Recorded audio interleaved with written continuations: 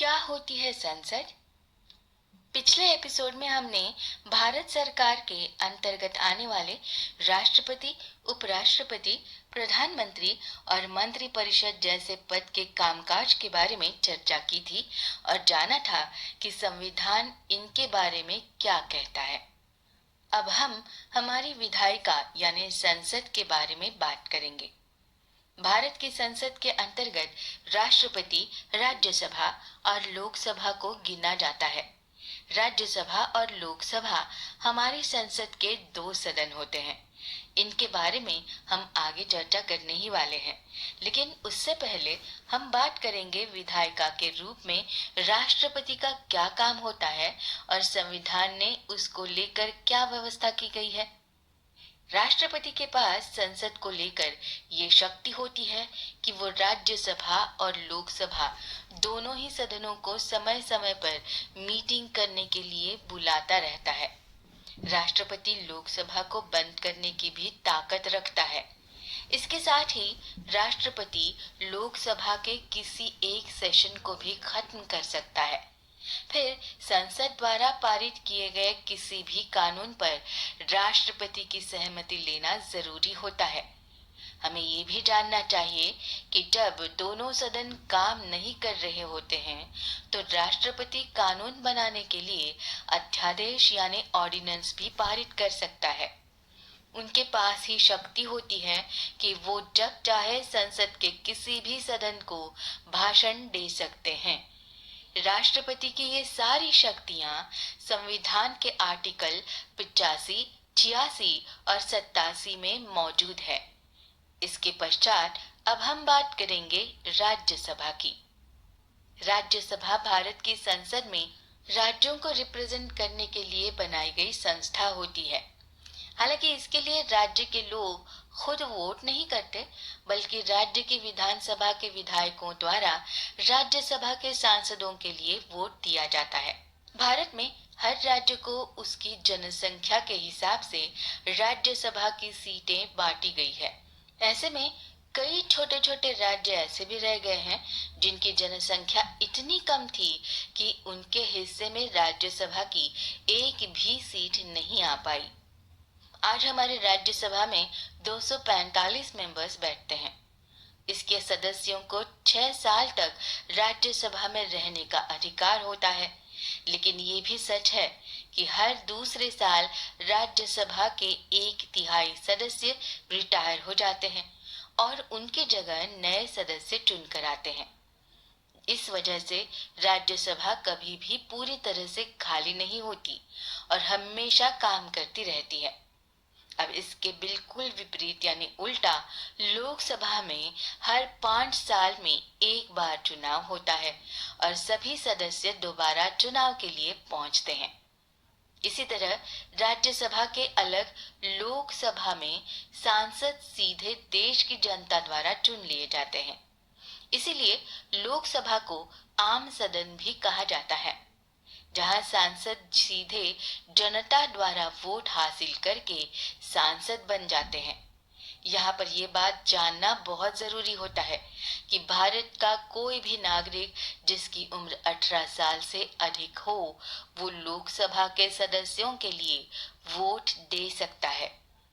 संविधान में ही ये व्यवस्था दी गई है कि अलग अलग राज्यों से कुल 530 सांसद चुनकर लोकसभा में पहुंचेंगे और 20 सांसद यूनियन टेरिटरी से आएंगे।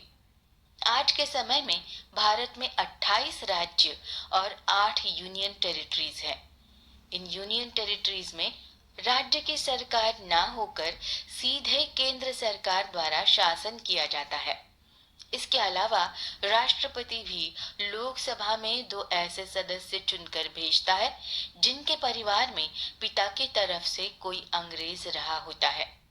ऐसे लोगों को एंग्लो इंडियन कहा जाता है। इस तरह लोकसभा के सदस्यों की संख्या ज्यादा से ज्यादा 552 तक पहुंच सकती है। नियम के मुताबिक साल 2025 तक लोकसभा के सदस्यों की संख्या में कोई बदलाव नहीं किया जा सकता। आज हमारी लोकसभा में कुल 545 सदस्य बैठते हैं। साथ ही साथ लोकसभा में पिछड़ी जातियों और जनजातियों के लिए सीट्स रिजर्व यानी आरक्षित की गई हैं। यानी इन सीटों पर कोई दूसरी जाति का इंसान भारत में चुनाव नहीं लड़ सकता। ऐसा इसलिए किया गया है जिससे हजारों सालों से पिछड़ी जातियों को आज हमारी संसद में जगह मिल सके और वो अपने लोगों या हालात के बारे में देश के सामने बात कर सके। हालांकि संविधान बनने के 10 साल बाद रिजर्वेशन को खत्म हो जाना चाहिए था, लेकिन आगे संविधान में बदलाव करके इस व्यवस्था को साल 2030 तक बढ़ा दिया गया था। चलिए अब बात करते हैं लोकसभा की। तो इसके सदस्य 5 सालों के लिए चुनकर आते हैं और हर 5 साल बाद दोबारा चुनाव करवाकर लोकसभा में सीटें फिर से भर दी जाती है। हालांकि इन 5 सालों से पहले भी लोकसभा को भंग कर दिया जा सकता है, लेकिन उसके लिए कुछ खास शर्तों का पालन करना मानना जरूरी होता है। भारतीय संविधान में इमरजेंसी लागू करने का भी प्रावधान रखा गया है। इसका मतलब होता है कि अगर देश पर कोई आक्रमण या हमला हो जाता है या देश के अंदर कोई वर्ग सरकार के खिलाफ हथियार उठा लेती है, तो केंद्र सरकार की सलाह पर राष्ट्रपति देश में इमरजेंसी भी लागू कर सकता है। इस दौरान अगर सरकार चाहे तो लोकसभा का कार्यकाल 5 साल से आगे बढ़ा सकती है। साल 1975 में एक बार भारत में इमरजेंसी लगाई गई थी और उस वक्त पहली बार लोकसभा की उम्र 5 साल से आगे बढ़ा दी गई थी। लोकसभा का सदस्य बनने के लिए संविधान द्वारा कुछ खास शर्तें रखी गई है, जिन पर अब हम बात करेंगे। संविधान के मुताबिक ये व्यवस्था की गई है कि कोई भी व्यक्ति जो भारत का नागरिक नहीं है, उसे सांसद बनने का अधिकार नहीं मिलता। साथ ही अगर किसी व्यक्ति को कोर्ट द्वारा दिवालिया या मानसिक रूप से परेशान घोषित कर दिया जाता है, तो उसे भी लोकसभा का चुनाव लड़ने की इजाजत नहीं होती। इसके अलावा संसद कानून बनाकर लोकसभा का चुनाव लड़ने के लिए और भी शर्तें जोड़ सकती है। अब इसे ऐसे समझ लीजिए कि संसद में कानून बनाकर ये तय कर दिया जाता है कि अगर कोई भी सांसद चुनाव जीतने के बाद अपनी पार्टी बदलने की सोचता है, तो उसकी सीट खाली मान ली जाएगी और उसकी सदस्यता निरस्त कर दी जाएगी। लोकसभा में सांसदों के अलावा एक स्पीकर भी होता है, जो संसद की पूरी कार्रवाई देखता है। वही स्पीकर के साथ लोकसभा में डेप्यूटी स्पीकर भी होता है, जो स्पीकर के न रहने पर उसका कामकाज संभालता है। अब लोकसभा में जिस तरह स्पीकर और डेप्यूटी स्पीकर होते हैं, उसी तरह राज्यसभा में चेयरमैन और डेप्यूटी चेयरमैन भी होता है। राज्यसभा का चेयरमैन भारत का उपराष्ट्रपति होता है और वही उसका डेप्यूटी चेयरमैन राज्यसभा के ही किसी व्यक्ति में से चुन लिया जाता है। इसके बाद लोकसभा का स्पीकर और डिप्टी स्पीकर दोनों लोकसभा के सदस्य ही होते हैं। चलिए, अब ये तो हो गई बात उन लोगों की जिनसे मिलकर हमारी संसद बनती है, लेकिन ये काम क्या करती है और वो काम किस तरह से किया जाता है, ये सवाल अभी भी बचा हुआ है ना। हमारी संसद को काम करने के लिए 3 अलग अलग सेशंस यानी सत्र चलाने की जरूरत होती है।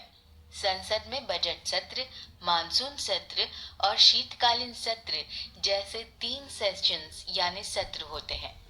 बजट सत्र फरवरी से लेकर मई के महीने तक चलता है। मॉनसून सत्र को जुलाई से सितंबर के महीने तक चलाया जाता है और आखिर में साल के अंत में नवंबर और दिसंबर के महीने में शीतकालीन सत्र का आयोजन कामकाज किया जाता है। बजट सत्र के दौरान संसद में हमारा वार्षिक बजट पेश होता है। इस बजट में ये बताया जाता है कि सरकार अगले 1 साल तक देश का पैसा किन किन क्षेत्रों में खर्च करने वाली है। हमारी संसद में बैठने वाले भारत के नागरिकों के प्रतिनिधि सांसद कहे जाते हैं और उनको संविधान का आर्टिकल 105 कुछ खास शक्तियां प्रदान करता है जो उन्हें भारत के लोगों के प्रतिनिधि होने के नाते मिलती हैं। हालांकि कानून की नजर में देश के दूसरे नागरिकों की तरह ही हमारे नेता भी एक समान होते हैं। उनके पास भी देश के दूसरे नागरिकों की तरह एक जैसे अधिकार, आजादी और जिम्मेदारी होती है। लेकिन इसके बावजूद हमारे सांसदों को कुछ खास छूट और शक्तियां प्रदान की जाती है, जिनकी वजह से जब वो एक सांसद के रूप में संसद में काम कर रहे होते हैं, तब उनके द्वारा कही गई किसी भी बात के लिए उन्हें कोर्ट में नहीं ले जाया जा सकता। यानी सांसदों को संसद के अंदर पूरी तरह बोलने की आजादी मिलती है। संविधान के अनुसार संसद की कार्रवाई के चलते हुए किसी भी सांसद को गिरफ्तार नहीं किया जा सकता।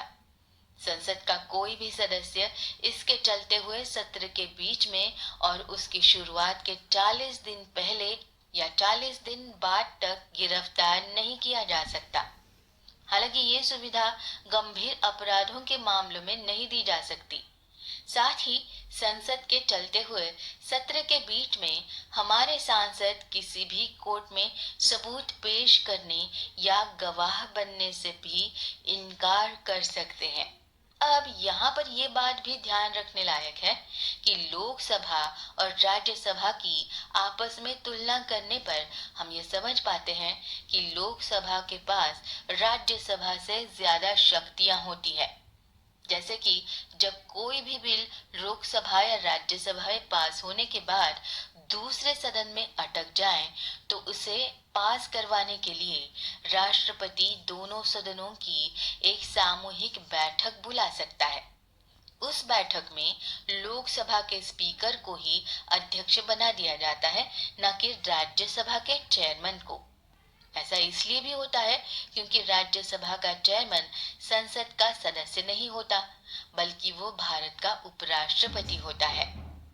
भारतीय संविधान के अनुसार जब भी कोई नया टैक्स लगाने या बंद करने से जुड़ा मनी बिल लोकसभा में पास होने के बाद राज्यसभा के पास पहुंचता है तो राज्यसभा उस पर सुझाव तो दे सकती है, लेकिन उसे खारिज नहीं कर सकती।